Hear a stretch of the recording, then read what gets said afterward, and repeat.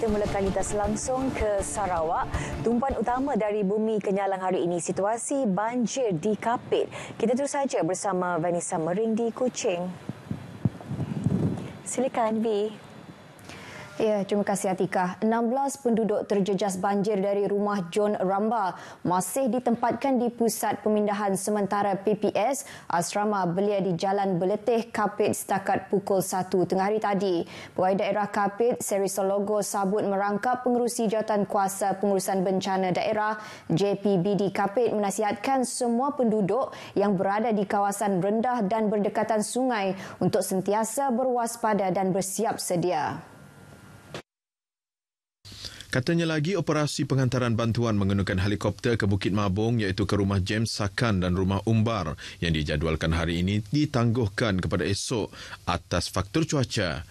Ujarnya lagi, pihak pejabat daerah bomba Angkatan Pertahanan Awam, Jabatan Kebajikan Masyarakat JKM dan polis sentiasa bersedia menghadapi bencana seperti banjir dan tanah runtuh yang berkemungkinan berlaku akibat peralihan monsun.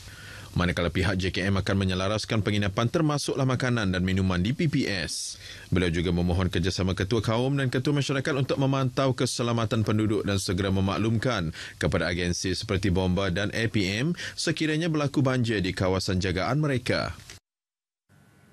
Masyarakat perlu menangkis stigma untuk mendapatkan penjagaan kesihatan mental. Ahli Dewan Undangan Negeri Adun Pujut Adam Yee Siu Sang berkata, 3 stigma yang masih menghalang orang termasuk mendapat penjagaan yang diperlukan ialah kejahilan, prasangka dan diskriminasi.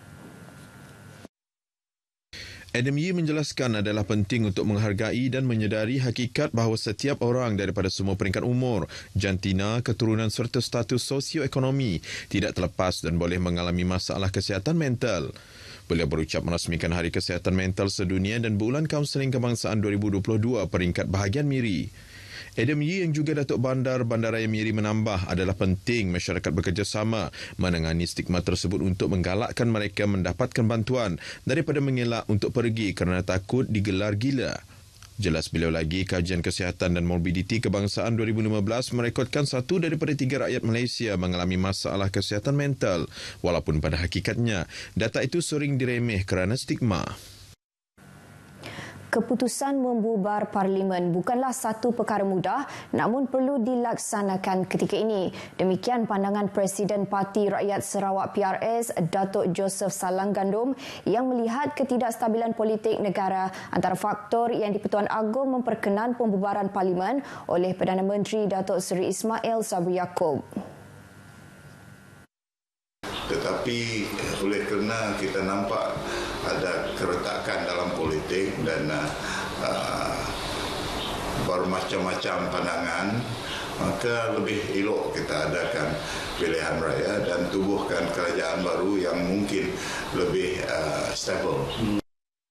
Timbalan Presiden Parti Pesaka Bumi Putera Bersatu PBB, Datuk Ahmad Agda Sugambas pula meminta pengundi di Sarawak untuk membuat pilihan yang tepat dalam pilihan raya umum PRU akan datang. Katanya Sarawak tidak mahu lagi berdepan dengan ketidakstabilan politik di persekutuan yang akhirnya menyusahkan rakyat. That should be a lesson to us. Berjanji senang, tetapi untuk melaksanakan janji itu susah. Malah beliau yang juga pengerusi Jawatankuasa Pengurusan Bencana Negeri telah mengarahkan semua aset untuk bersedia sekiranya berlaku banjir semasa hari pengundian. Sebenarnya kalau tiba-tiba waktu kita mengundi ada banjir dan sebagainya, dan sebab itu kita mesti bersedia dengan peralatan-peralatan untuk menentukan bahawa pengundi-pengundi kita turun mengundi. Yeah. Dalam pada itu, Presiden Parti Bersatu Rakyat Sarawak SUPP Datuk Seri Dr. Sim Kuhian pula melihat PRU ke-15 nanti sebagai titik noktah bagi menghentikan drama politik yang menyumbang kepada ketidakstabilan negara. Gabungan Parti Sarawak GPS perlu memenangi banyak kerusi Parlimen dalam pilihan raya umum PRU ke-15 akan datang. Timbalan Menteri Industri Makanan, Komoditi dan Pembangunan Wilayah Sarawak, Datuk Dr. Abdul Rahman Ismail berkata, kemenangan itu penting bagi membolehkan lebih ramai wakil rakyat dari GPS yang bakal dipilih menerajui barisan Kabinet Persekutuan seterusnya membawa suara rakyat negeri ini. Saya secara peribadi, saya yakin kita akan dapat merampas ataupun memperolehi sekurang-kurangnya 25 kursi daripada 31 kursi. Kalau boleh, asal kita sapu habis untuk GPS, supaya tujuannya supaya suara Sarawak akan dapat didengar di peringkat federal. Datuk Dr. Abdul Rahman yang juga Ahli Dewan Undangan Negeri Bukit Kota menambah wakil rakyat yang ramai di peringkat Kerajaan Persekutuan membolehkan mereka menyuarakan keperluan rakyat Sarawak selain memperjuang hak-hak yang sepatutnya di bawah Perjanjian Malaysia 1963 MA63. Beliau menyatakan demikian kepada media selepas majlis penyampaian geran projek kecil luar bandar MRP bagi Dun Bukit Kota di Dewan Kampung Bunga Raya Limbang. Mengulas mengenai persediaan GPS menghadapi PRU di Parlimen Limbang, beliau yang juga Ketua Cawangan Parti Pesaka Bumi Putera Bersatu PBB Bukit Kota berkata, jentera parti telah digerakkan sewaktu pilihan raya Dun tahun lepas. Kini hanya perlu diaktifkan semula bagi mengatur gerak dan strategi pelaksanaan sepanjang berkempen kelak. Malah katanya PBB Cawangan Bukit Kota akan bekerjasama dengan PBB Cawangan Batu Danau dalam PRU kelak. Penyerahan geran MRP berjumlah RM450,000 diserahkan kepada 86 organisasi di Dun Bukit Kota melibatkan Jawatan Kuasa Kemajuan dan Keselamatan Kampung, Persatuan Ibu Bapa dan Guru atau Lembaga Pengurusan Sekolah iaitu Sekolah Rendah dan Menengah. Parti Pesaka Bumi Putera Bersatu PBB bertekad untuk menawan semula kerusi Parlimen Puncak Borneo pada pilihan raya umum ke-15 PRU 15 ini. Sehubungan itu, Naib Presiden PBB Datuk Roland Sagahwiin berkata, jentera pilihan raya PBB akan bekerja keras untuk memastikan kemenangan gabungan Parti Sarawak GPS di kerusi tersebut.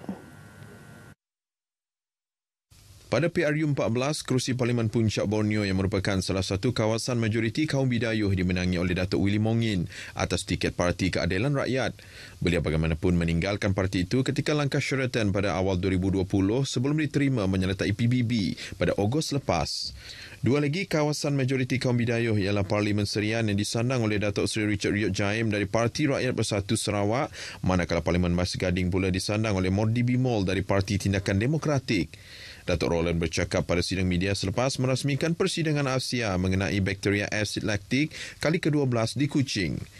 Mengulas mengenai PRU 15 yang akan berlangsung dalam keadaan cuaca tidak menentu yang boleh menjejaskan peratusan keluar mengundi termasuk di Serian, beliau yakin Suruhanjaya Pilihan Raya SPR akan mengambil langkah terbaik berhubung perkara itu.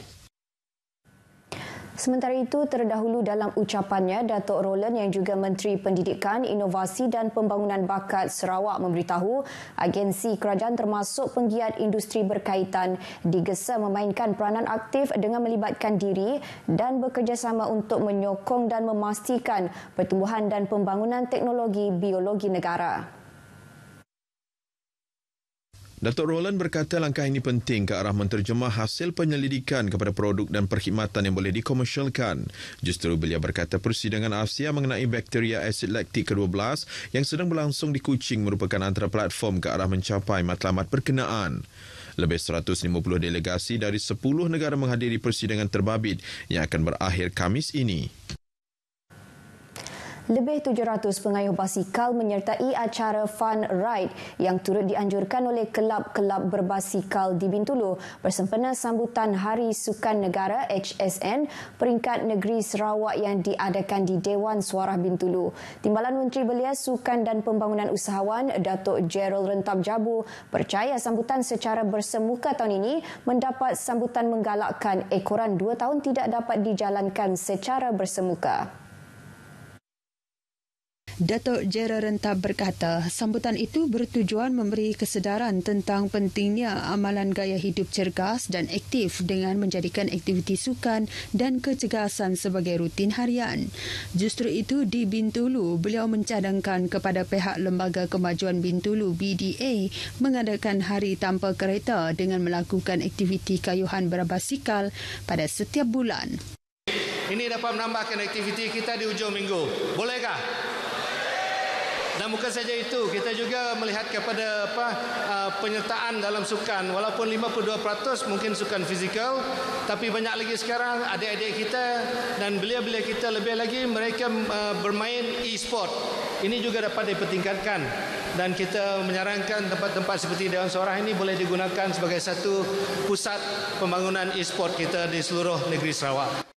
Sementara itu, Hari Sukan Negara peringkat bahagian Seri Aman berjaya menarik penyertaan lebih 26,000 individu yang terlibat dalam 27 aktiviti sukan bermula 1 Oktober lepas. Penyertaan terdiri daripada kelab-kelab sukan seluruh bahagian, pelajar sekolah, murid prasekolah, jabatan serta agensi kerajaan termasuk komuniti setempat.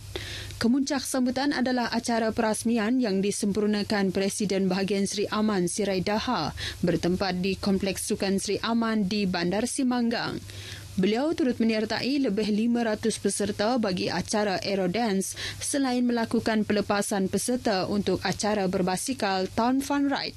Sirai dalam ucapannya berharap lebih ramai masyarakat di Seri Aman dapat melibatkan diri dalam aktiviti sukan yang bukan sahaja bertujuan untuk penjagaan kesihatan, malah dilihat sebagai medium penting dalam memupuk semangat muhibah dalam kalangan masyarakat. Baik, dengan itu sekian berita dari Sarawak. Kita kembali bersama Atikah di Angkasa Puri. Silakan. Baik, terima kasih Melissa untuk perkembangan di Sarawak.